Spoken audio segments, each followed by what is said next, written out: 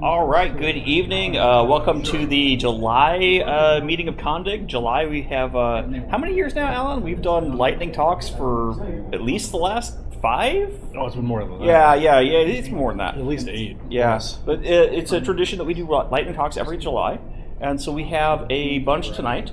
So tonight, Alan's going to start us off with a look at the results pattern. I'm going to be giving us a kind of a crash demonstration of using AI local models for Dungeons & Dragons, which should be a lot of fun. Michael, you are talking about durable functions in Azure. Okay. Drake, you have a talk on... Just walking through a fun example with Azure functions, some low-cost development. So more Azure functions, so more of the same. Brad, you've got Brad. You're closing us out with a talk or two on PowerShell and then documentation with Structurizer. You said, right? So we got a lot of content tonight. If it's boring, well, it's going to change quickly, and that's the point of lightning talks. But next month we have Michael back again to talk more about Azure functions, I believe. Yes. Yeah. Azure functions are a thing. They're pretty awesome, and they are hard to do right, in my experience. So I'm really excited to see that next month as well. And we're working on some other things for September and October, which will be the end of our year for us. So if you have talks that you'd like to see, have talks you'd like to give, talk to Alan, myself, Sam. We were going to have Sam do 6 talks tonight, but he couldn't show up. So maybe we'll have him give 6 talks again in October. It'll be fun.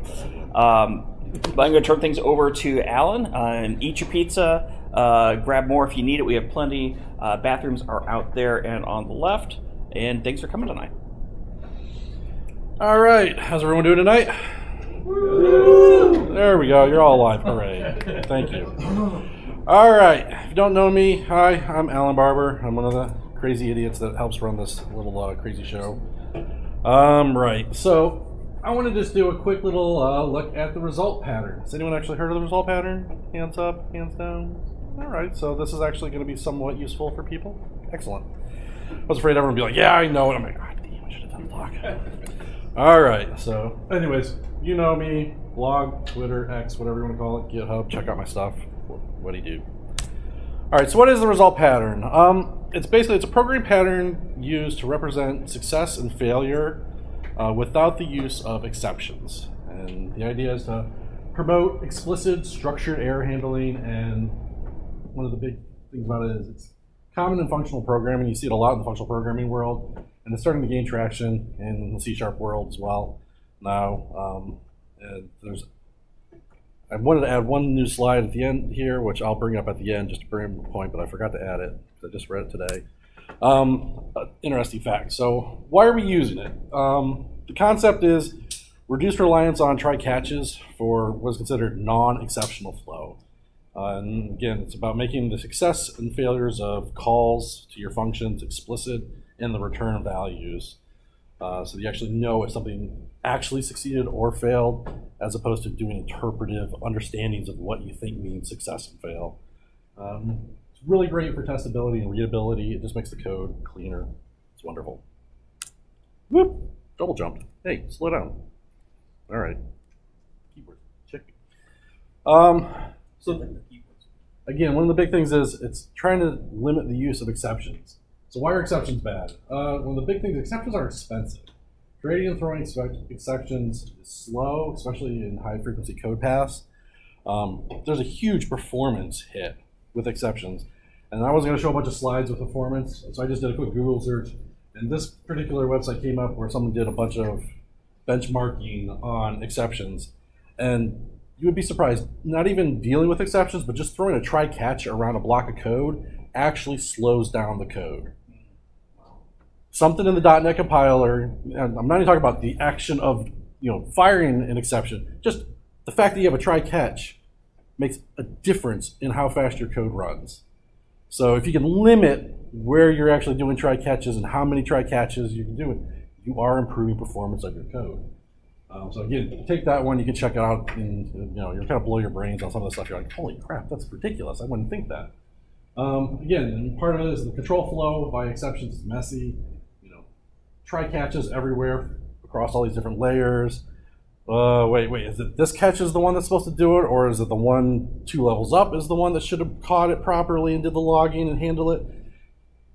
As your code base gets bigger, more complicated, it's harder to understand exactly which try, which catch, everything's happening. Nested exception blocks just reduces readability. I don't know. I've written some pretty ugly code where you have literally try catches inside of try catches inside of try catches because you're like, well, if this error happens, I can recover here, so I'll do some of this, and just nested, ugly. Woo! And again, exceptions are not meant for expected outcomes. Common cases, like this: user not found, invalid inputs. They're not exceptions. They're just things that weren't planned to happen. So using exceptions for these hide the intent of what your code is doing. Oftentimes, exceptions are always logs. Now you're polluting your logs with a bunch of extra garbage, and then you got the whole signal noise situation to deal with. So again, exceptions, if you don't have to use them, great. So here's the basic concept. We're going to implement a simple result class. It's public class result. We have a bool, specific success, and we store strings so we can store any error information we want. We basically make 2 functions. One that'll create a new instance of the result for success, and one for failure, and it'll properly set up to do it in the proper way. Your basic uses.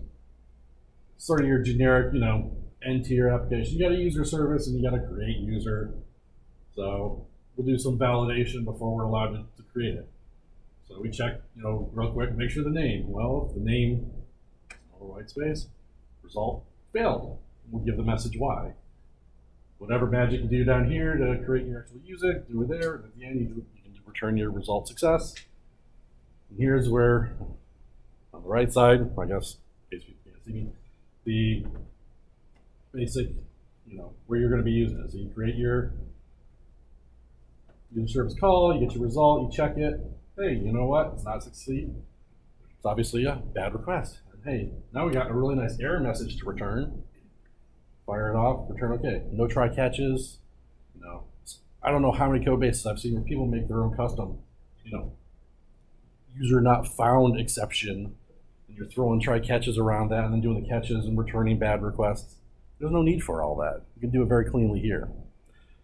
Now, of course, everyone goes, okay, that's great and all dandy, but what if I need data? All right, simple enough, we'll add another field. Hey, generics are wonderful for this kind of system. So we just do a result type of T, where you can take any type you want, you have your result value, make a few modifications. So your success, you pass in the value you want to store to return from your result. Any questions? Seems simple enough? I've seen this before where instead of having his success, you just have error as a nullable field and just check if error is not null, then treat this an error. Is there a reason you're using his success explicitly? It's sort of the pattern of doing it this way. You see, there's no rules about what is. It's the basic pattern. So, but there's a lot of libraries that have come out to create this pattern, and its success seems to be the preferred. I'm mostly not on TypeScript. Yeah, and that's it varies. Not have to check for goal too. Yeah. So in Rust, has a similar pattern. It's baked in. Yeah. Plus, and you get like some or none. Yep. Yeah. Exactly. That's the functional programming terminology there. Yeah. So again, very simple. We call, we got our little user service, and we're gonna call get user. When we get, instead of returning null, and this is where I kind of mentioned, instead of interpretively understanding what it means to succeed or fail, this is very clear. It failed because the user was not found, as opposed to always in your code just being like, all right, null means we didn't find the user. But null could also mean 10 other things depending on how you write your code. This makes it very, user not found. That's the reason it came back. But if some other error comes, then you have a different failure. You have your messages, and it creates this nice, clean way of responding to it. And then, obviously, if it succeeds, your success. Same deal. Not found, kick your error.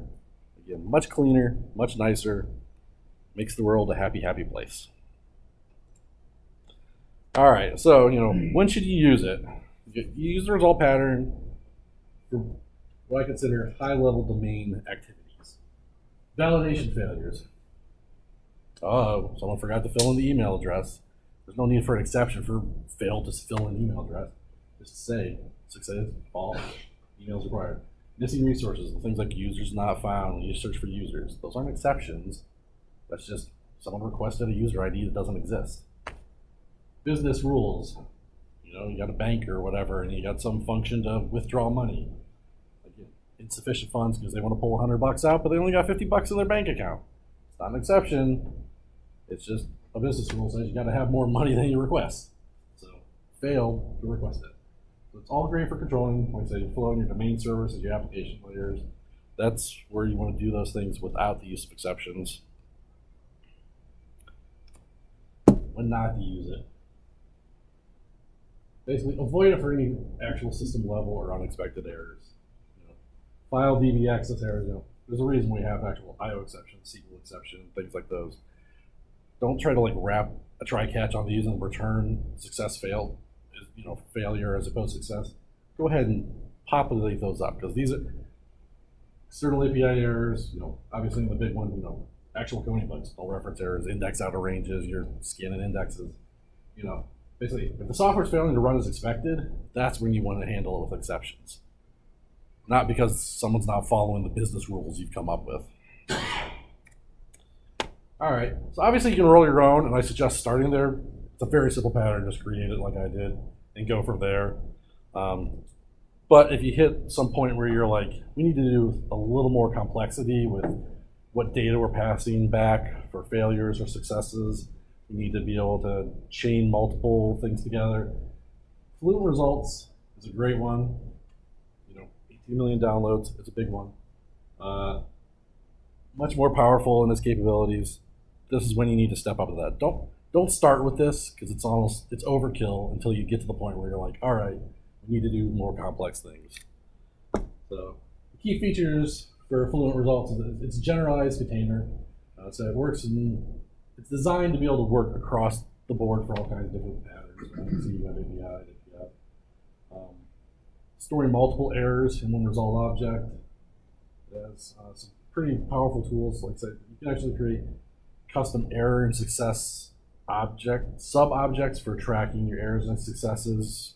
So you can do more complex logic of how you want to handle a success, because it can be different types of succeeding. Maybe not exactly the success you want, but a success that you can do. So then you can pass in some more complex responses to do that. It's designed for error success in an arbitrary way. One of the things, store the root cause with a chain of errors and hyperways. This is like the bare minimum, just showing like the more power it has is the chaining concept that you can say result.fails validation, but then you can give it with error name required, with error email. And so that's where my first example was like, oh, they didn't give a name because username was blank. Well, as soon as you want to validate a more complex object, you probably want to give 5 or 6 reasons why the validation, not just the first reason, because that's obnoxious. If someone submits something and you only give them the first reason, they have to submit again and then they get the next reason. You want to do it all at once and give them all the reasons why they need to fix clean it. This gives it in a way that when you're working with that result object, you can say, give me the list of all those errors. I can pull those all back, pass them up to the front end. And that's like the bare minimum of just why you probably want to jump up to that once you start to go more complicated. There's tons more things you can do with it, so it's very cool in its capabilities. And like I said, I wanted to add one last slide, but I forgot to today. I was actually reading something that caught my eye. There's talk in the next version of the C# language of actually building in support for a result object of some type. It's very early discussion. Don't know if it'll actually make it into it, but that's how much that this is starting to come around, that there's demand. Why is this not baked in like Rust and some other languages that have the pre-existing concept of a result object? So very well, within another 2 or 3 years, this will just be a standard function within the C# language that you can use for doing more complicated result patterns. So learn it now, so when they announce it, and 2 years ago, now we got a built-in result object, it's not a foreign concept to you anymore. So that's my talk. Thank you very much. If you have any other questions, feel free to see me afterwards. We can chat more. That reminds me a lot of discriminated unions, which C# is supposedly getting. They announced was coming-ish last year, and we'll see if it comes this fall. I doubt it, but we shall see. I always forget to introduce myself, so hi, I'm Matt. Nice to meet you. I'm a professional wizard, which is awesome to get to say, but some crazy people gave me that title. So I work over at Leading Edge, just 0.4 miles that way, so I walked here, which is great. See that? Oh, yeah, you're right. Yeah, you like work here and stuff. You're good. Yeah. All right, I'll sit down now. But over at Leading Edge, we play Dungeons and Dragons once a month, and this has actually been my first time I've been able to play Dungeons and Dragons, just because that was sort of a verboten topic in the 90s for my household, and so I'm like, this is great. I can't get enough. Except we only play once a month because my Dungeon Master James is a busy person, and I didn't like that very much, so I decided to automate him. So I'm going to demo that to you here, which hopefully that works. You seem to already be running, so yeah, there we go. Okay. So I have an AI agent I'm calling James. A little hard to see here with the lighting. There we go. That should be a little bit better. But this is using C#. It's using semantic kernel. It's using kernel memory. And it's using some locally running large language models using Ollama. So I could be completely off of Wi-Fi and you wouldn't see anything on the screen because we need Wi-Fi for the screen, but the application would work just fine because it's all local to this machine. So I'm going to select an adventure. This is actually an adventure I had an AI create using ChatGPT. And then I'm going to select a character. I only have one in this adventure. It's a rogue, which I think James helped me spec out a little bit. And so I have some prompts for that character. And now the application is going out and it's looking in a directory for the Dungeons & Dragons free rule set. And I have a bunch of PDFs for the rule set there. And it's actually indexing them using AI. So it's cracking the PDF and it's sort of building a vector map of all the contents of this so it can search it later on. And so if I ask this thing questions about the rules, it can check the rules, which is pretty cool. So it's going through and it's doing that right now. And now it's finished with that, and now it's starting to give me an initial greeting. So now my Game Master agent is saying, like, hey, as you regain consciousness, you're on a beach, yada, yada, yada. This is a scenario where we are kind of waking up as a level 1 rogue on an island. And it's giving me a lot of information here that says, what do you want to do? And I can say, as a rogue, am I able to levitate using my mind? And hopefully it's going to do some things. So it's checking up, so it's consulting the rules, and it's querying levitating with mind as a rogue. And now it's looking over the PDFs I gave it, and it's seeing to find if you can find any results in there that says not so much. Actually, it looks like it errored out pretty hard here, so that's the demo gods for me. If we scroll up a little bit, it says, hey, if you wanted to create a levitating rogue, here's how you do it. So, you know, the demo gods are a little fickle sometimes. But essentially what this technology can do, semantic kernel can do, is you give it an AI model or two. In this case, I'm giving it 2 models. I'm giving it a chat model, and I'm giving it an embedding model. The embedding model is what it uses to kind of search its PDFs if it needs to. And then the chat model is for everything else. And then it's basically an LLM interaction where I'm saying, hey, please interact with this. But I'm also giving it some added context. I'm saying, like, hey, here's the scope of my adventure. Here's what you see around you. Here's all these other things. Like, here's what you can do. And so it can call out little skills. So I can say, how many daggers do I have? And it likely won't work because of the demo gods. And there we go. It did not work. So that's great. I was working on another example of this last night on a different branch, and it looks like my LLM's having some issues here. I'm going for kind of a lower end thing. So demo gods are real apparently, but that's okay. I'll show you the code for a lot of this stuff because it's really cool. a lot of the stuff, it gets a little challenged the more context you have in your window. So if you have a smaller LLM and a lot of context, it's going to struggle a lot more. I think that's part of what's going on there.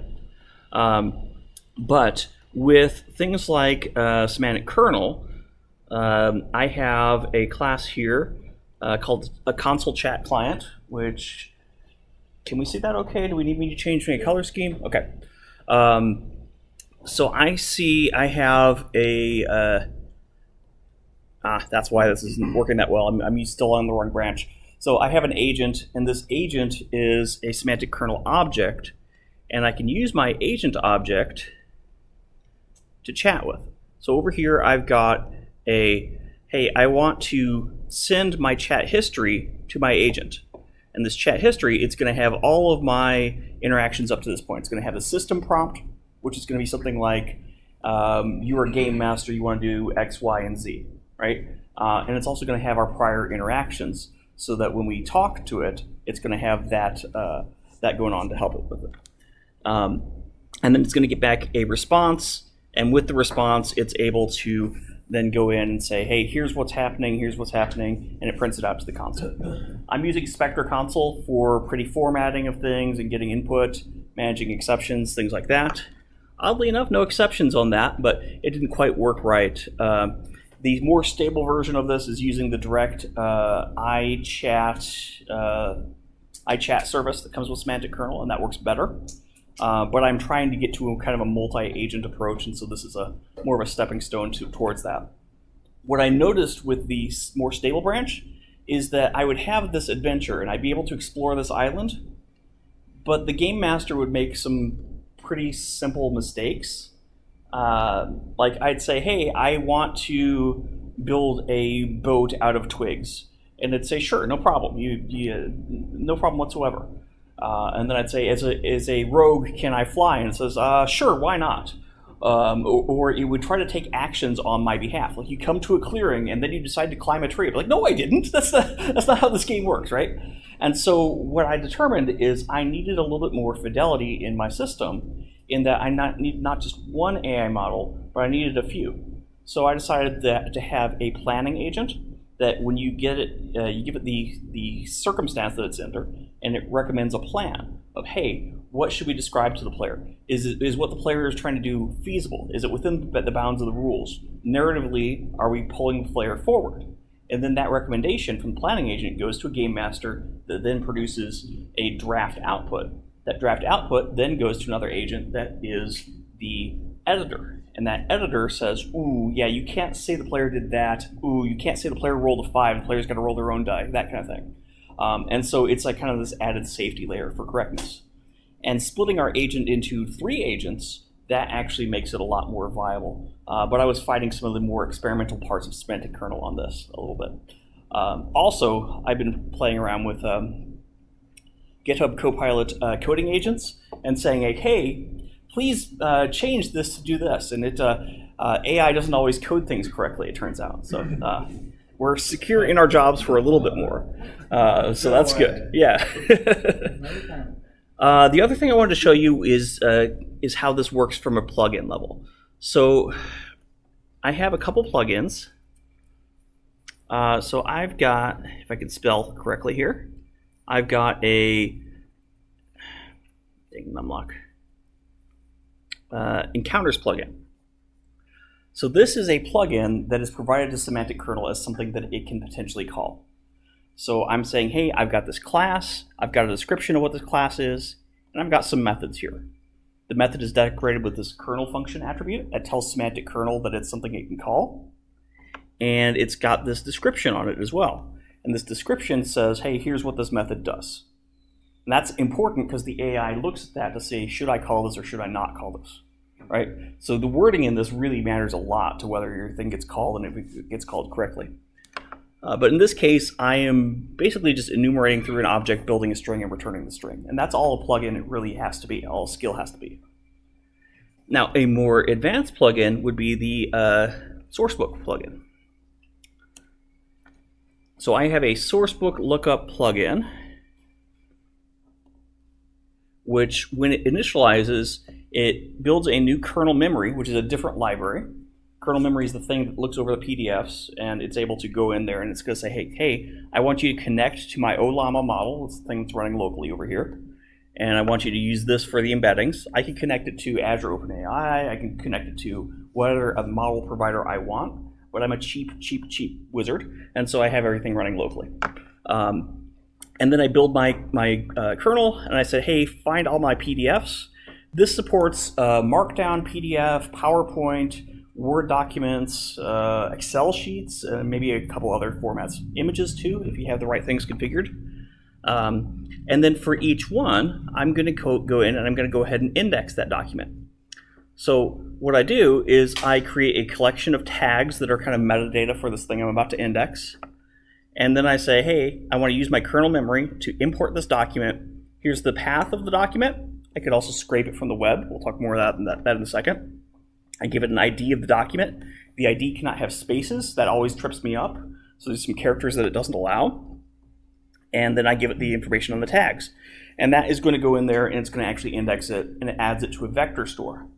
You can connect this to like Azure OpenAI, Azure AI Search. You can connect this to Quadrant. You can connect this to a whole lot of other different vector databases. By default, it uses an in-memory one, which I have it re-indexed every time. It's great for demos. It's horrible for literally everything else. But it's running locally here, which is great. And so that's kind of what's going on with this.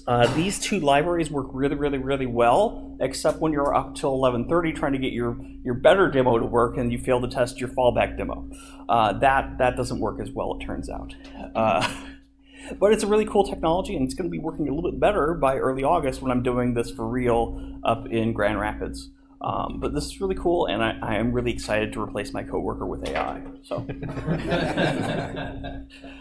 what questions do we have while Michael gets set up for his? Can you give an overview of the NuGets that you have? Yeah, the NuGet sources for this. Let's see.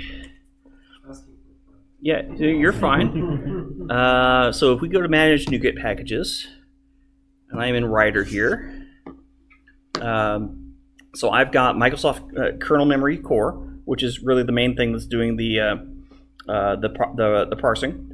I've got AI OLLAMA, which is what I'm using to connect to my models. And then I also have some connectors around semantic kernel as well. There should be some Microsoft semantic kernel other things that are not listed here. They might be in another project. But those are really the main things. And then I got the normal things like dependency injection, inspector console, stuff like that. Cool. All right, you can go ahead and share if you haven't. You'll have to go to your the page and all that.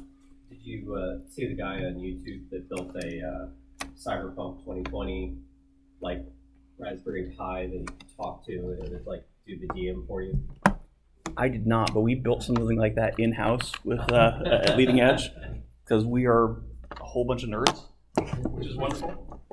And I will get myself off of there. Good. Yeah.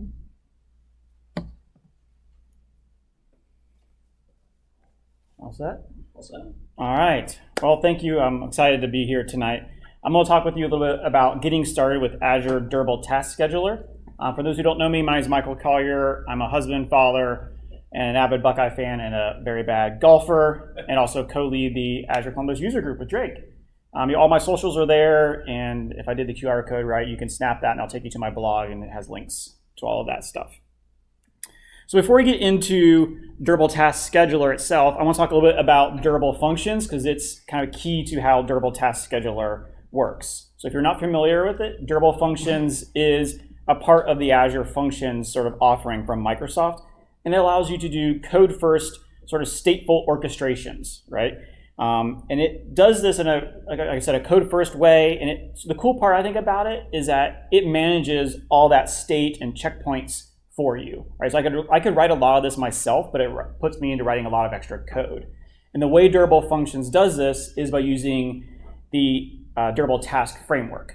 The Durable Task Framework kind of powers this, and you can use Durable Task Framework outside of Azure Functions as well if you want, across any number of services, even your own .NET application.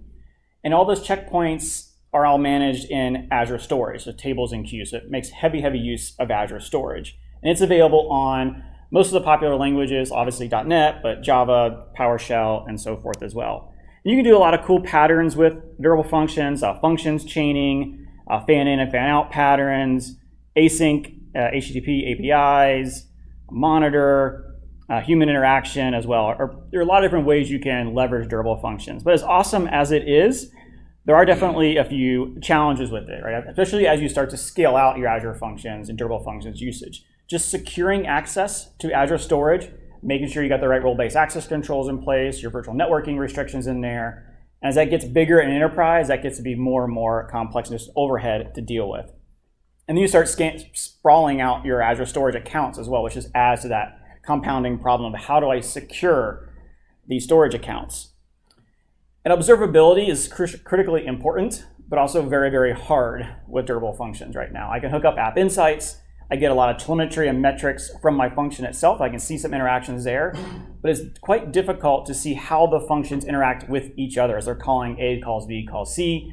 What if one is stuck? Where is it at? Is it waiting for some event? How long did they take? There's a tool called DFMon, or Durable Functions Monitor. It was a third-party tool that Microsoft has kind of brought in. It's under the Microsoft GitHub repo, but it is an open source tool that's not officially supported. There's no product support behind it, so you can't call up Microsoft and get support on this tool. And it is limited to a single storage account. So if you have a lot of durable functions and then a lot of storage accounts, you have to then configure DFMon and get all the security around that. So this becomes a compounding series of problems as you look to scale out your solution. As I mentioned, durable functions is heavily based on Azure storage. And as great as it is and as fast as it is, if you have a lot of orchestrations going on and kind of depending on what you have as far as your usage patterns, you can start to throttle Azure storage. And they have different storage providers like Netherite or Microsoft SQL that you can put in place, but it's again something you have to kind of opt into and configure. And one of the things with durable functions, since it does handle all this checkpointing and state management for you, and it is based on Azure storage, is if you want to keep your costs down and your performance up, you have to purge all this old history in there for all your orchestrations that have run. So you're then probably going to be writing yet another Azure function to clean up after your function. So it's a lot of maintenance that has to go in to building it. And I think this is where the durable task scheduler starts to really shine. It is a purpose-built tool for solutions built on the durable task service, or durable task framework, excuse me. It is a Microsoft resource. There's a Microsoft.durable task resource provider. It is a first-party service that they manage.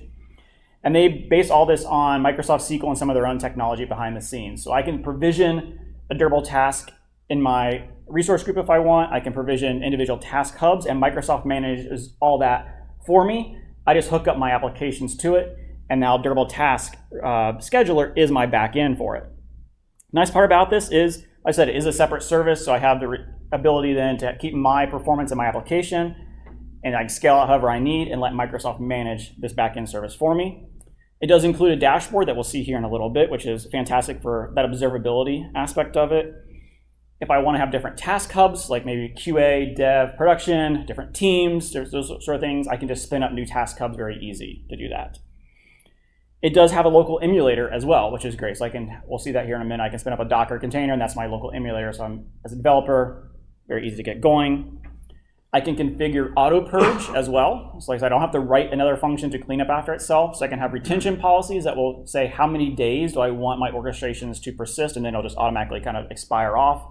And I can filter that by the status as well. So maybe I keep failed ones for 21 days, but I purge old ones after 2 days or something, or completed successful ones after 2 days.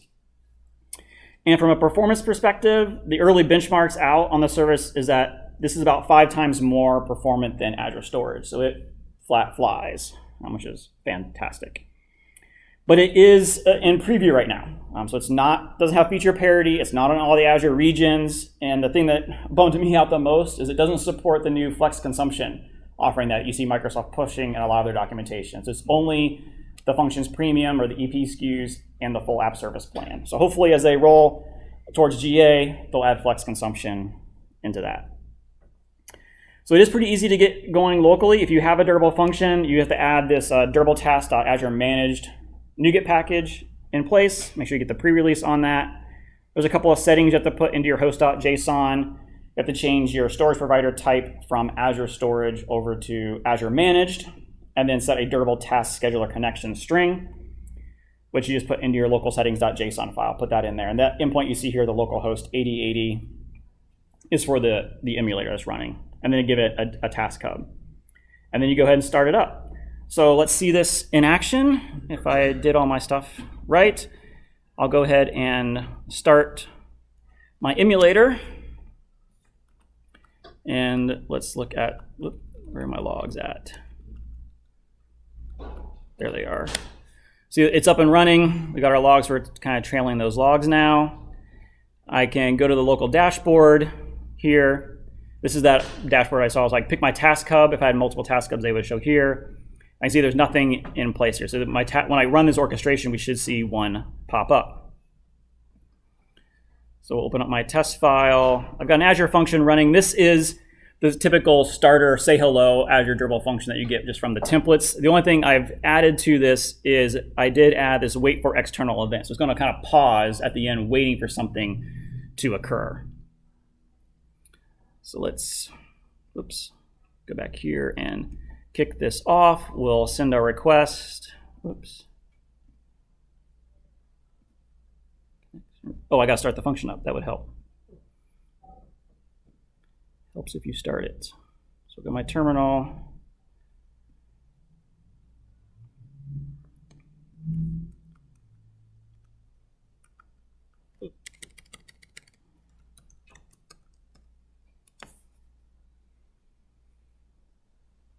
Spin this up and we should see. All right, so now let's start it up.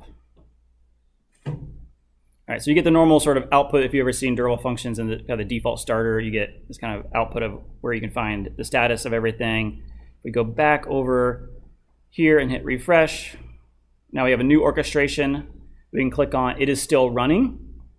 And I want to send in that event, that claim approval event. So I'm gonna go back here because I have some JSON I need to paste in. Let's copy this and go back. Did I not copy that? No, that would have caused a problem. Off by one. Typical. All right, so we'll say it's claim approval, and we'll paste in the JSON with all the curlies. And now it's done. Nice thing about this dashboard is I can see the timeline that they occurred, the new claim approval event that occurred. I have a history, as well as gives me timestamps on all those. I can jump in and see the state at that time, which I think is nice. And I get this sequence diagram that shows me the interaction between everything, which is kind of cool. So I can see the times they occurred and that sort of flow, which I think that sort of view from a visualization and orchestration is incredibly nice. So we're going to stop this guy. Close this and this. Getting it going in Azure is pretty easy as well. If I need to stand up a DTS resource, I can do that with the Azure CLI, Bicep, the Azure portal if you want. The wizards in the portal will kind of walk you through that and just set it up automatically.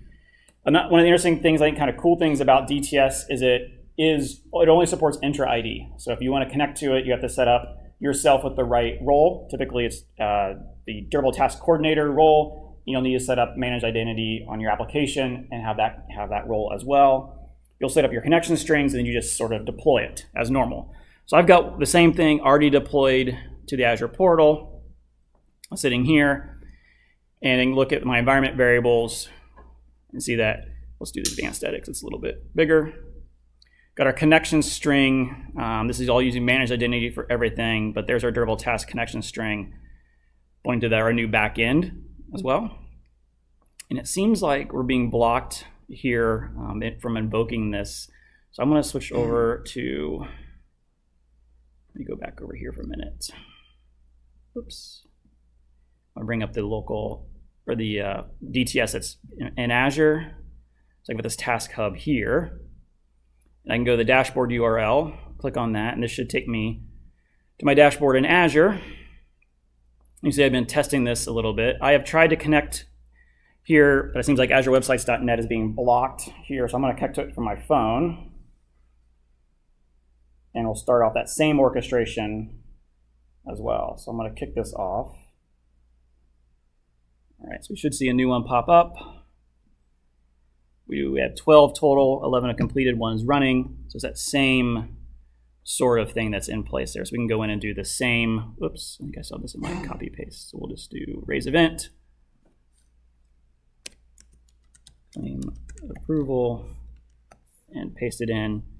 You get that same experience we saw locally as in the Azure. So it all looks the same, the emulator and everything, which I think is super slick. All right. How much does this cost? It is a little expensive. It's 615 and 1/1000 of a cent a month for some reason. It is based on capacity units. So if you're familiar with Azure, they have those like kind of units, like reservation units, RUs, all sorts of stuff. It's the same sort of model there. I think for developers, probably would use the emulator unless you feel like spending up $600 a month.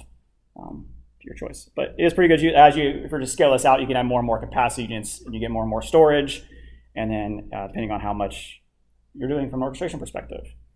So I'm really excited about DTS. I've seen a lot of customers struggle with setting up the storage pieces. I think DTS is going to be a fantastic service as it keeps rolling out, and looking forward to playing with this some more. So thank you. Any questions on that, or? Shock and awe. All right. Well, thank you.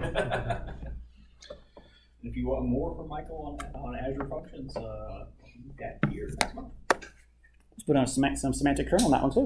Yeah. So, All right. Yeah. I can remember, and you'll have to stop share there, Michael. I assume when I try to share, I'm going to break something. I don't know what though. You'll be fine. Here, Matt, I'll ask you a question so you can vamp while I set this up. So what is the, I'm not sure I totally understand the use case between when you use semantic kernel versus MCP servers, because they seem to be very similar. So semantic kernel is an AI orchestration framework like LangChain is. Now semantic kernel came before the idea of MCP servers. MCP is the same thing as semantic kernel, but different. MCP is basically saying we're going to take these tools and put them in a modular box that anything can connect to it. Versus semantic kernel is we're going to drive an application through it, if that makes sense. So if you want an application that's flowing through some AI skills, then you would use a semantic kernel. And if you'd want to serve out your dev tools and your open web UIs, etc., you'd use MCP. But semantic kernel can also connect to MCP servers as well. Apparently, connecting to HDMI has made my computer very upset. Yeah, you duplicate. I thought I had a You don't know duplicate. anything with agents and MCPs? That's what wrecked my demo. So yeah, the agentic stuff, yes. All this stuff is a little leading edge, and it'll cut you when you're Yeah, not careful. go to slideshow. And there's uncheck the use presenter view under the monitors. Is that There we go. Okay. There you go. Sweet. When I had there's my clicker.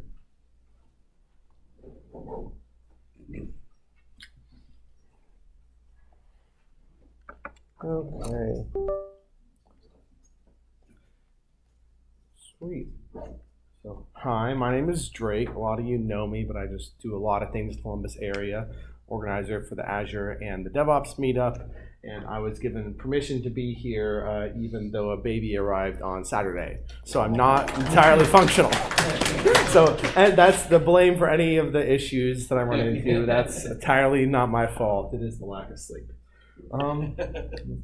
Sweet. So I'll start with a business use case to make a different presentation. So I volunteer with an organization called Rotary, and Rotary has a program for study abroad scholarships where we take high school students and send them to different countries for a year to spread global understanding, promote world peace. If any of you know any high schoolers, we're looking for more applicants. And one of the things with that is that this program is administered locally by Rotary districts. The problem is Rotary districts do not map to any known geographic entity. They are not states, they are not counties, they are nonsense. And yeah, no, exactly as much fun as you can imagine. And they wanted to have a global website for all of North America to have better SEO than managing all their own sites, but somehow get the referrals to go to the right district. Lots of fun. We thought that it was actually fully set up. Turns out the guy running it was doing it off an Excel spreadsheet and Control F, which we found out when he decided he was going to quit. And then they were like, well, yes, that was not a fun day. We were like, oh, like, let's get the next, like, hey, Drake, you know software, can we get you set up to run this? And like, great. And he's like, well, here's where I hit Control F. And I'm like, what? No. No. But not a chance. So obviously I was given a problem. How do you solve problems? .NET. Ta-da. Shocker. I know, you never would have guessed.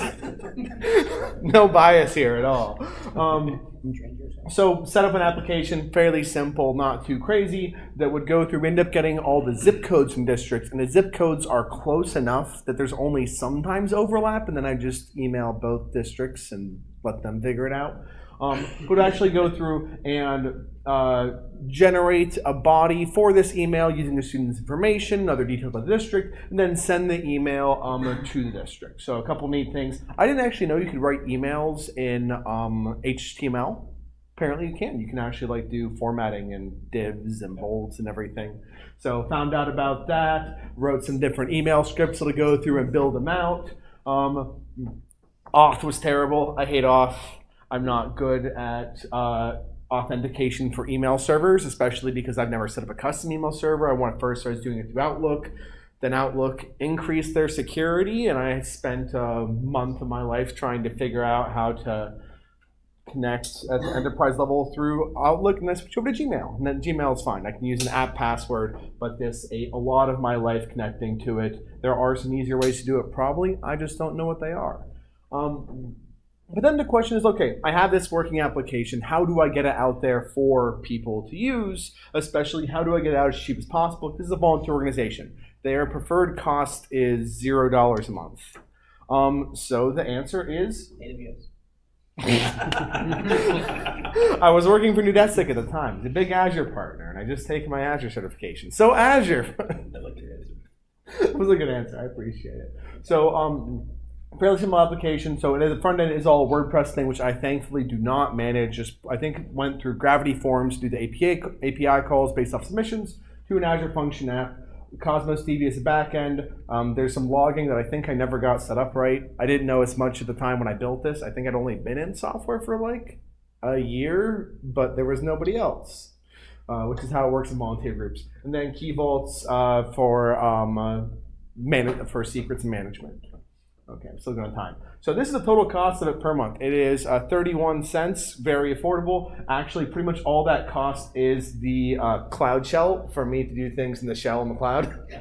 And that's like, I could turn that off. I don't actually need that. I just prefer to use the cloud shell. So I'm paying 30 cents a month just because I prefer it. So the actual cost for the whole application is sub 1 cent per month. And it works for all North America. It's a volunteer group, so it's not a ton of traffic. We get like a couple thousand submissions a year. We're hoping to up that, which is a separate thing. I'm organizing like a phone banking thing to try to up that number. But yeah. And the way we were doing this is one with Cosmos DB, the backend. It's very affordable. On the free tier, you get one per account, where you are able to stand up a pretty decent sized database for no cost, 25 gigabytes and 1,000 request units per second, which is equivalent to like, I think it's about 500 reads or like 200 writes, something like that. So for fairly small reads and writes, and it's not a very complicated application. And then the Azure Functions section. This is what you guys care about for this, which is that you can host Azure .NET and Azure Functions. Probably should have done these presentations in other orders, since mine's much simpler and like high level, where you actually know what's going on, and I just kind of like hit the keyboard and hope. But they're essentially just serverless APIs that are very easy to deploy because you are not setting up everything around it. Azure Functions takes care of some of the security. It takes care of some of the monitoring. It makes a dashboard. It has a little thing where you can go in a GUI and test it. There's a lot of really neat things with it. And the other thing is you can trigger off a bunch of things. This ended up being a pretty standard API. You call on it when you want it. But you're also able to trigger them off of time-based. Or let's say you have a database and there's changes to the database, you can trigger off of that, trigger off a bunch of different things, which give you a lot of flexibility in how you use them. And like Michael said, they're not good for every use case. I've had a production outage from badly implemented Azure functions, but when they work, they're pretty neat, especially because I can get, and of course the share screen is hiding the most important thing of the slide. There we go. I can get a million uses per month for free. And with that being an explicit amount of like gigabytes per second of execution time, but I never usually gonna run executions first. But that means that as long as my API gets called less than 1 million times a month, I pay $0. If it gets called more than that, it starts charging me, and yeah, another 2 cents per million executions, which for what we're doing is amazing. If this grew up to 1,000 times its current size, we would still be on the free tier going along just fine. And if you are building a personal application, or even maybe a local company, just an application that they're using on their website, you could probably get away on the free tier of Azure Functions if you want to put your .NET somewhere. And talking to people that know more than I do, have been around longer, they're saying, if you actually ran your own server or did things like that, there are other ways to get even more functionality. But if you want it to be easy and to just write the .NET and not touch much else, this was pretty simple. So wait, my clicker stopped working? Of course it did. I think the bar has focus. Oh, you're right. Like I said, I'm really functional right now. Then what comes next? Man, I try to move the bar again and then I defocus myself. I can't. There we go. So a couple next things I'm doing in the application is I was not a good developer when I wrote it, so I'm doing a full rewrite with automated testing. Hopefully, I hope I'm a better dev now than 1 year in. I need to update the .NET version. I need to update the Azure Function version. Apparently, they deprecate them every so often. I had some ISC set up, but I never got it entirely working, and it kind of click ops the last 2 steps, so now I can't redeploy it. Need to fix that.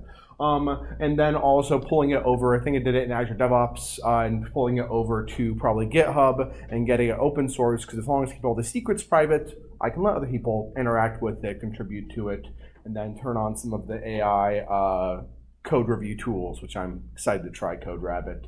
And then eventually, whenever I have a bunch of free time and want to write software for no money, setting up user portals for people to go in and update contact information and things self-service, because right now I am kind of manually changing things in the database once in a while, because again, this is a fairly small volunteer-only application. That's about it. So just thank you all for coming and listening. Any questions? So to trigger the function, is it you hit a URL or? Yeah, it is a it's working on my phone. I don't know why it wasn't working on my computer. Oh, now it worked. So there is a URL, just call it any other API, and Azure Functions by default actually adds a what's it called? API key that I need to add for security. Yeah. But essentially, if you went through the form, and I have a test case, so I'm not gonna email other people, it's based off zip code. So if I do zip code 123, it just emails me. Testing. Is it a get or a post? I want to say it's a post. That would make the most sense. So it's probably a post. Yeah. So assuming that I wrote it right, yeah, and then I have some other stuff for also updating things. And if I was hoping the email would pop up, sometimes they just pop up in notifications. I don't want to open my full email account in front of all of you. But if I did, here, I'll see. So that form posts to, this is like WordPress, and it just posts over there. The Azure function. Okay. Yep, and then there we go. I just got an email, which I will show you all in 1 second whenever my phone decides to function. There we go. Submission form just saying, hey, this person submitted saying they're interested in the program with all of that information that you saw about name, age, location, whatever else. But the part of it that was the really big ask, Gravity Forms, other things WordPress can do some of that, but they cannot route to 100 different districts based on the 100 zip codes in each district. Yeah. So you can do all that heavy lifting On the over .NET. here in the little universe. Yep. Cool. Oh, sweet. Then where is it? There's a stop share button I need to hit. There we go. Okay. I'm just gonna not touch your plug so I don't break anything. Well, no, it's not. Okay.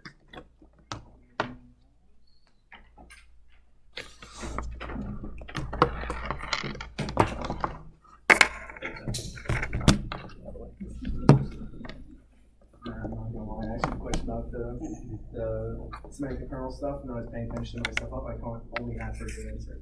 I'm gonna ask. I was lying mostly. It's fair. I would have done it if I asked the question. Pull a chair up if you want to sit. How were the like the rotary areas set up? What was the logic originally? How they chose this? It's an international volunteer organization, so nothing. Yeah, I know. I think it's like there's a certain number of Rotary clubs, and they'll actually split districts. It's kind of like whenever there's enough in an area, they'll just like split organically. All right. So complete nonsense. Like over 100 years, it's formed. I want to thank Brad for giving 2 talks today. He said, "Hey, I can give 1, maybe 2." And that's great. We not sure how much we need, and he's got 2 ready for us. Yes. So I like punishment, and so I told Matt, "Hey, I can commit to 1, but I'm going to try to do 2." So 1 will hopefully both will be great. 1 might be not so great, but hey, that's why we're here. So I'm giving a talk called PowerShell is Awesome. My name is Brad Knowles. I'm with AWS Professional Services, hence my dig at Drake earlier on his choice of hosting providers. I like names that make sense. Coming from the Microsoft guy. So this talk was actually inspired by a talk that was given a few months ago when another presenter was doing his spiel, and then he nonchalantly said, "I hate PowerShell." And I'm in the audience going, "Well, wait, I think PowerShell is kind of awesome." So here we are. I'm going to tell you why I think PowerShell is awesome. We're going to talk about 5 different topics real quick. We're going to talk about versions because, believe it or not, there is actually PowerShell versions, and it's important to know the difference between them. We're going to talk about the profile, what it is, why it's important. This is kind of your tool, your trick to actually making your environment super helpful. With that is functions and aliases that go in that profile. We're going to talk about the ability to customize your prompt and make it actually useful instead of just displaying your current directory all the time. And then the last thing is .NET operability. PowerShell is written on top of .NET, and therefore it can also actually call .NET functions and interact with them, and we're going to see some of that today. So, versions. There are actually 2 versions of PowerShell. There's one, here's the naming part, here's one called Windows PowerShell, and the other one's called PowerShell. Windows PowerShell comes default on all Windows installations. It's version 5.1. The rule of thumb is don't use it anymore. Go out and install PowerShell without the Windows. That's version 7, or 7.5.2, I think is the latest one they have out now. But that's written on .NET. I think it's on .NET 9 now, which also means it's cross-platform for Linux and Mac. If you're not already using Bash on those operating systems, you can also use PowerShell now too. To find out which version of PowerShell you're using, you can do this. Whoop, wrong one. There we go. There's a command called ps version table, and it'll spit out a bunch of version information for you. In this case, the very first one is the one that we're interested about, 7.5.2, so we know that we're good. To continue.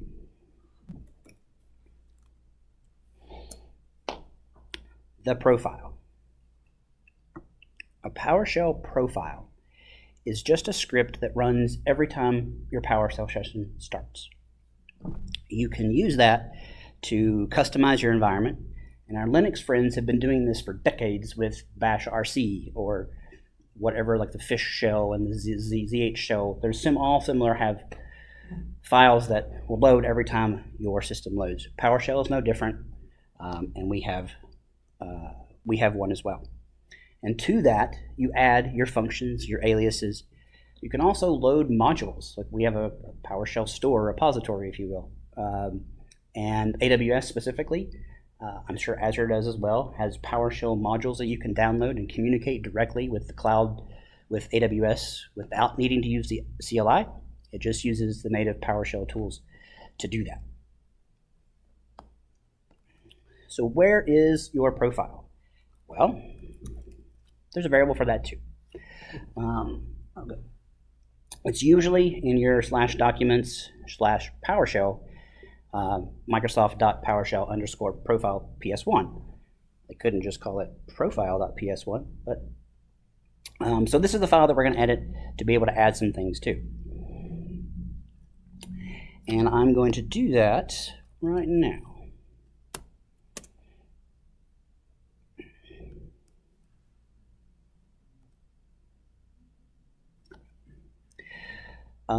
So you'll see that I actually already have some functions in here. The very function I just typed, edit profile, was in my prompt, was in my profile, and so I had immediate access to it in any PowerShell window that I open. So one thing you'll also notice is that there's this alias command. PowerShell sometimes gets the a slap on the wrist because it's very verbose, and it is. It's just the way that they built it. Sometimes it takes a while to type, all the commands are nouns and verbs, and so they kind of, you're not going to find awk or grep in PowerShell. And so one way to combat that is to create an alias for your functions. And just to show that that works, we could type EP, and it'll open that back up. You can also set aliases for executables or native PowerShell commands, as you can see down here. But I use get at the command line all the time, and instead of typing 3 letters every time, I can just hit G. If I want to, I have one here for the Explorer. Sometimes I need to open up a browser, actual Explorer window to whatever my current directory is. I can just do E instead of that. And then I have a handy one here just to clear the screen, which I'll be using a lot today. But instead of typing clear host all the time, that's one thing you can do. So that's pretty simple. But I created a few more that are a bit more complex, and we'll show you those. Show of hands, how many people, anytime you create a new directory, you immediately CD into it? Okay. I have a function that does both automatically. So let's see, we do a directory listing. We're going to do mkcd, which is the alias of my thing, and I'm going to do new directory. And you can see it immediately created the directory and went into it. It's not it's not stellar or anything, but it's a huge time saver if you're in the command line all the time, or if you're doing things. And this is what I want to inspire: is like, hey, what is it the things I do all the time that I'm so annoyed with now? Put them in your profile. Make some functions for them. The other one down here is what it's called copy location to clipboard. I'm all the time needing to copy my current path to, for somewhere, either to paste it in documentation or, I got a program open that needs to open a file, and I just want to copy the path from one to the other. So again, we have an alias to this, print working directory to the clipboard, which is C. We show the use of parameters, and I won't go into all the details here, but you can get pretty complicated with how you do this, and I'll show that as well. So I can say print working directory, and I have some, as part of the output, I put some coloring behind it because who doesn't love colors these days? But I also have options. So I need it to be WSL style.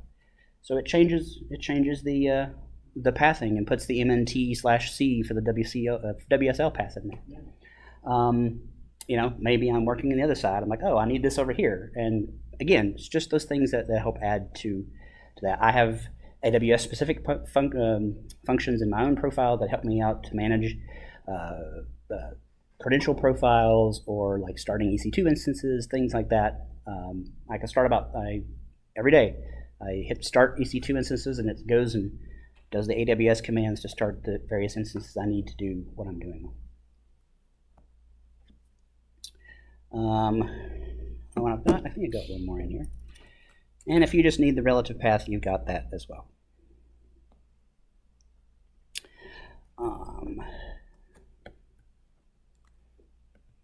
So that's the profile, and we've covered functions and aliases as well.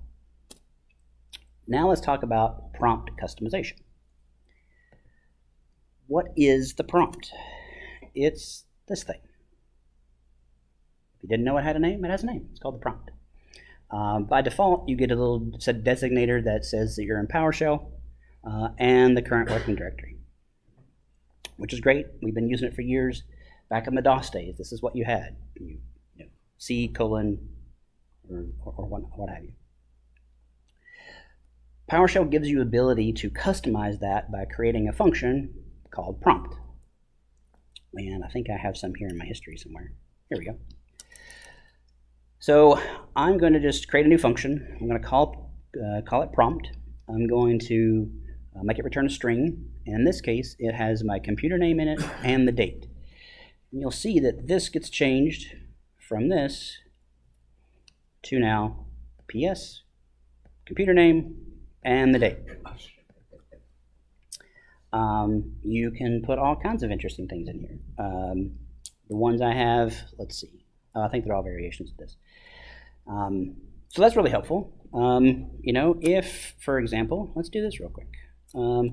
You can get kind of a quick timer just based on the fact of like, okay, my last prompt was at 19:15 and 26 seconds. This was at 19:15 and 33 seconds. So not exactly 5 seconds, but gives you some indication of maybe how long your commands are taking. That's super handy if you lost focus and can't remember if you ran something recently. It is super handy. You can also, like you said, you're in something and you go to something else and you come back and like, oh, did I run this command now? Or no, I ran it 2 hours ago. So things like that can be helpful. However, let's see. There are some really amazing projects out there that take advantage of this ability to customize the prompt. I'm going to date myself, but any of you all remember a TV show years ago called Pimp My Ride? Okay, more than I thought. Yes, I'm not that old. So we're going to do that, but with the PowerShell prompt. Actually, I stepped ahead of myself. Before we do that, I want to show one kind of hand-rolled way to do this. So I'm going to create a new function called prompt, and I'm going to get my current Git branch. We'll get back to pimping the prompt in a minute. And I'm going to add that. Just put the current location and the current branch that I'm on. So I'm going to reload this profile. That's what dot does. It resources, basically refreshes your profile in a session. And now we've gone back to our directory, but now we have the name of the branch that we're currently on. So if I were to do git switch create new branch, we switched to new branch and immediately your prompt reflected it. So going back to what Matt was saying earlier, if you get distracted, you come back to your terminal, oh, this is the branch that I'm on. And the options are really limitless. You can put all kinds of information in your prompt. You obviously do want to make it so that it returns pretty quick. You don't want to have a huge thing, or else every time you're running a command, you're waiting seconds for your prompt to come back. But the tool that I use to really kind of trick things out is called Starship. Not of which I just now realized that that coincides with my computer name. I didn't mean it to be that way, but I guess it is. So Starship is a third-party program. It's actually written in Rust, so it's definitely fast for a lot of, it has all the advantages of being written in Rust. So we're going to reload that profile again. Now we get a lot more information. So one, we get colors, color differentiation to help you kind of determine what the different sections of your prompt mean. We have our directory here, which is a shortened version of the directory, but still has your most important information. This is actually configurable, but I have it shown just like the last directory in the chain. We got our git branch information here again, as well as the actual commit hash, if that's important to you. And this down here is the git status. It tells me that I have untracked files and that I have modified files. So if I run that, you'll see that I have a modified file and untracked files. Starship is great because it has a lot of other I actually forget the name of what these little sections of information are called, but there's a ton of them. And specifically for .NET folks, it will tell you when you enter a directory that has a solution file, an SLN file, it knows that you're in a .NET context.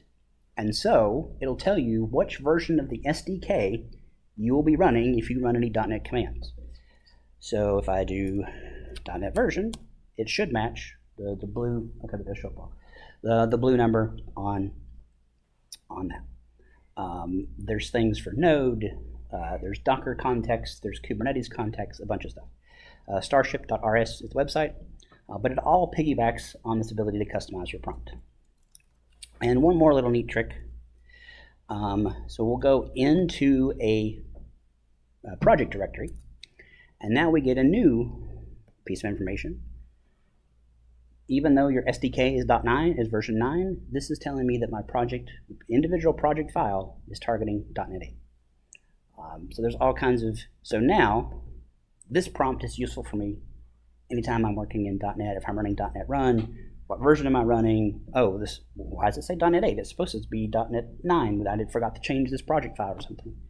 So this is the information that customizing your prompt can actually give you. There's other tools out there, but Starship is my favorite. And the last one is .NET operability. I had mentioned before that PowerShell is written on top of .NET, and so thus it can actually call .NET things. So I made a quick function just to do something small, and that is a message box from a Windows form .NET 9 assembly. It even actually captures which button you click at the end. Now this particular thing may be a little throwaway, but it just goes to show that you can actually do that. And we'll go take a look at that code right now. We have our parameters for the different things we want to pass in, the message, the title, all that kind of stuff, which buttons we want to show, and some validation of those buttons. That way the user can't just type in whatever they want. But down here is the real magic. We say, all right, we're going to add system forms DLL to as a type. We're going to get our enumerations for our buttons and our icons ready to go, and then we're going to call messagebox.show. PowerShell syntax is a little funky, but instead of dot, it's the name of the assembly, double colons, and then show. But the rest of this is just message, title, button, and icon type. So anything inside the .NET runtime, you can call. You can even, if you wrote your own DLLs, you could call that up and get that to go to. So that is our story of .NET operability. And my time is up. Thank you very much. PowerShell is awesome. Go make it your own. That's pretty cool. So that was the first one. Give me just 1 second here to can actually close all these down, except for that one. I don't need that anymore. There.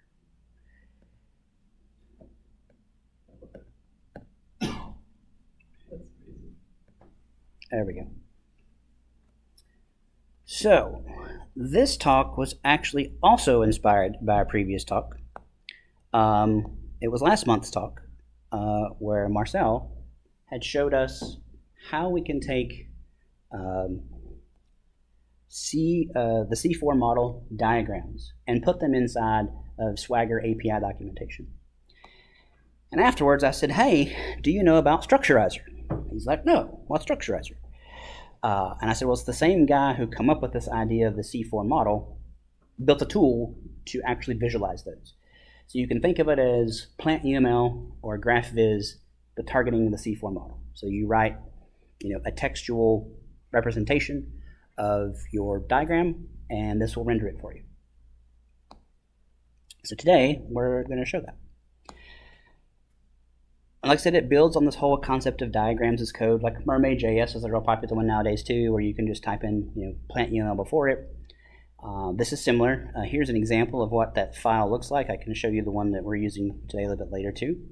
You define your model, tell them how it interacts with each other, and then you create multiple views based on the one model. So once you've defined all your interactions, you can create multiple diagrams without needing to actually actually hard code every single diagram.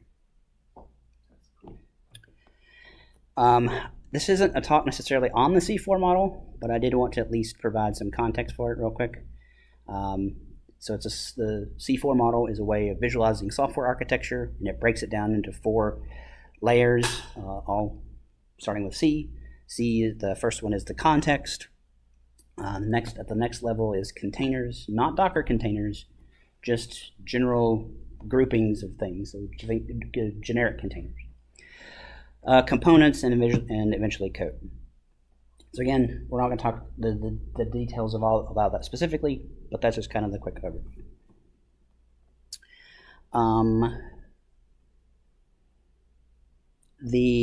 So the software system, this context here, is your application and anything it interacts with, or anything that interacts with it.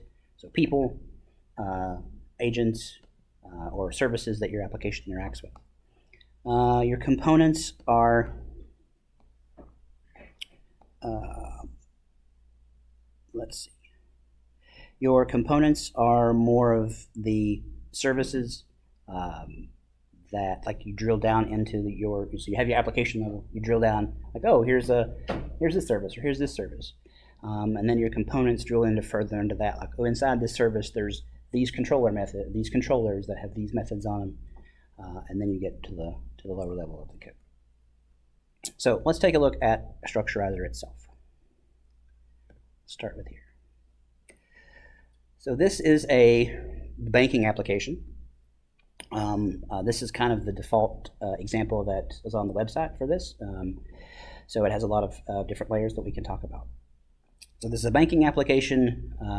This is the system landscape, which is actually a bonus diagram, not one of the 4 C's. That's the beauty of Structurizer. You can actually do more than just that.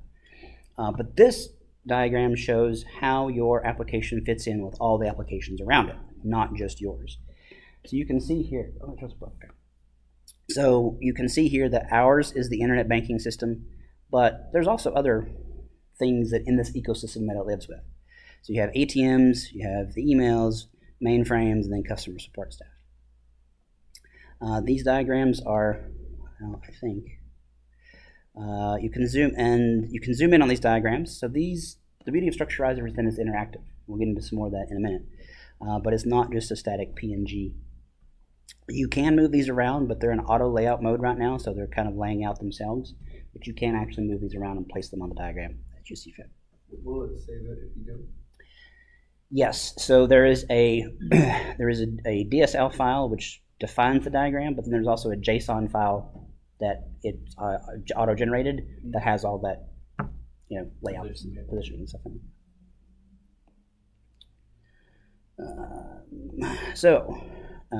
Here's our application just by itself. We're working on the internet banking system team, and we interact with the mainframe and email system, and our customers are personal banking customers.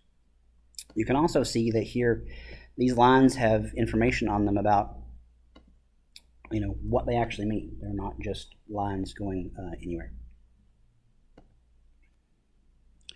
Here is our container diagram, and it zooms into that software system in scope, showing the application. So you can see now, you might be able to see this little blue bounding box around that. Oh yeah, you can see that. That is the box that we were just in. That's this box. So now you can see these are all the things inside this application.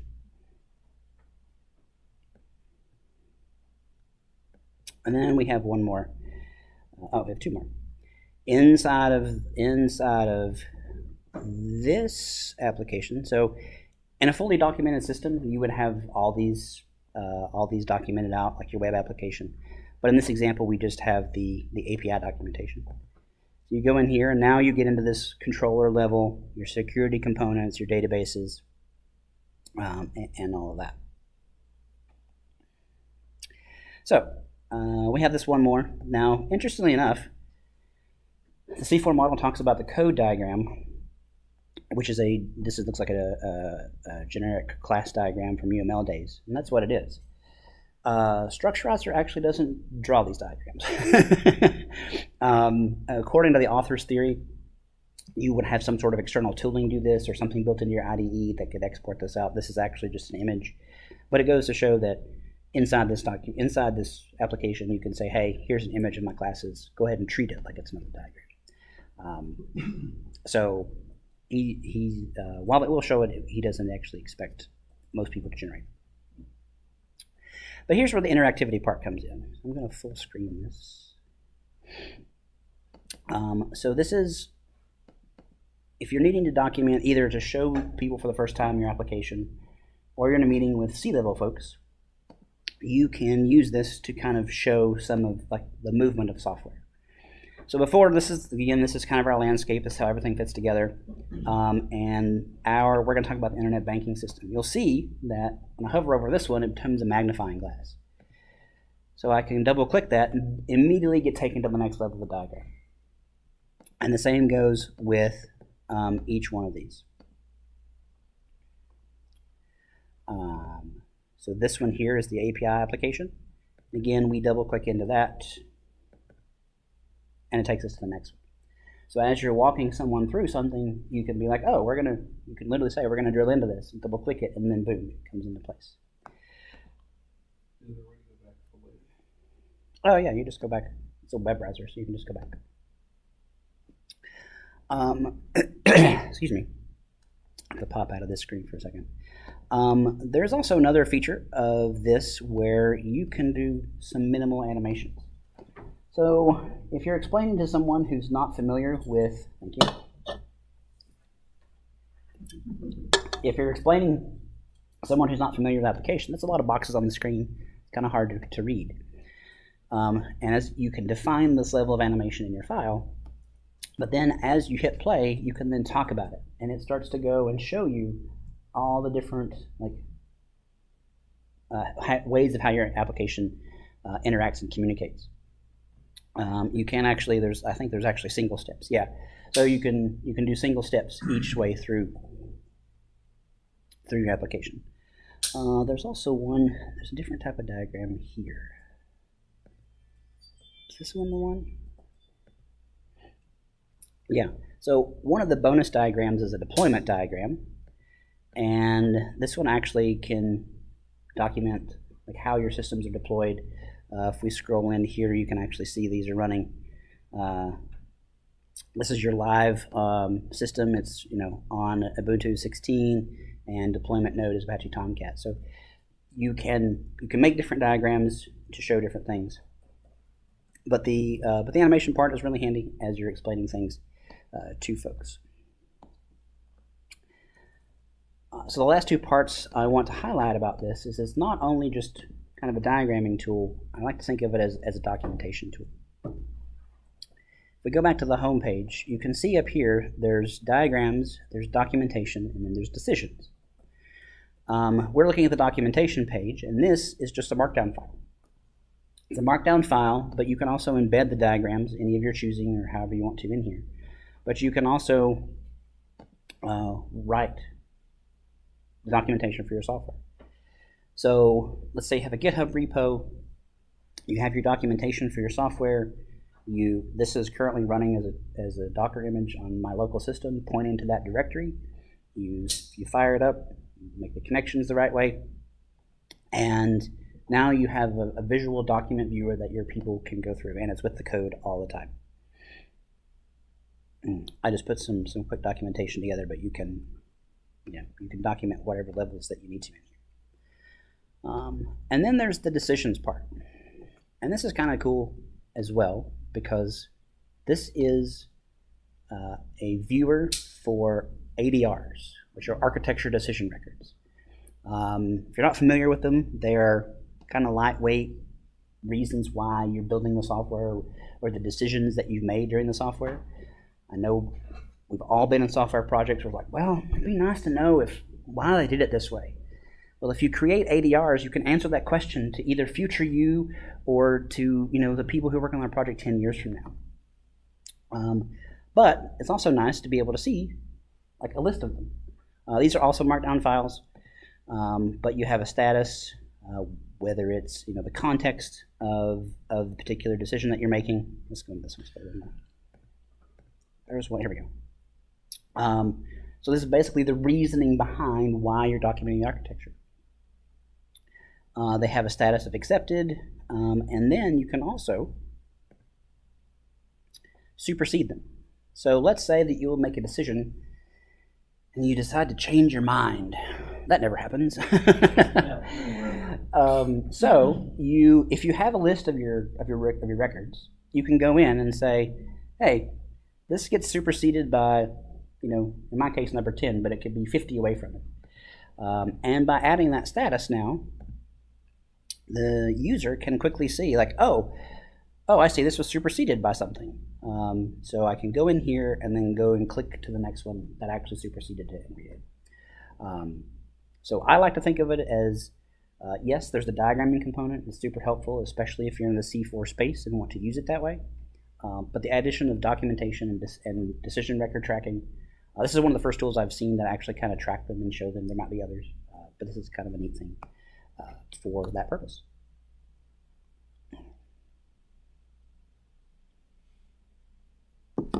That is Structurized.